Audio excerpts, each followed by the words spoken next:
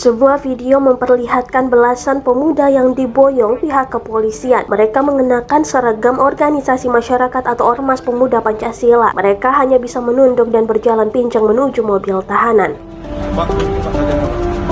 Dilansir dari keterangan akun Instagram @unit_lingkar_Suargantara, Polda Metro Jaya mengamankan puluhan anggota Ormas Pemuda Pancasila seusai demo ricuh di gedung DPR Jakarta Pusat.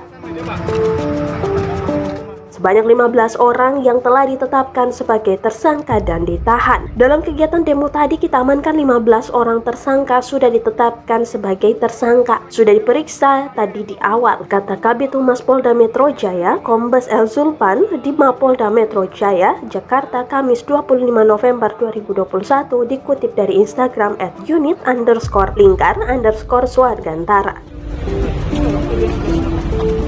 Zulpan mengatakan dari pemeriksaan awal 15 anggota pemuda Pancasila itu ditetapkan sebagai tersangka karena membawa senjata tajam saat mendemo Junimart Girsang di DPR.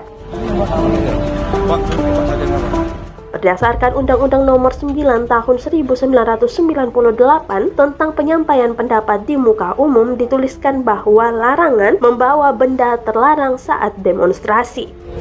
Nantinya 15 orang tersebut akan dimintai keterangan lebih lanjut.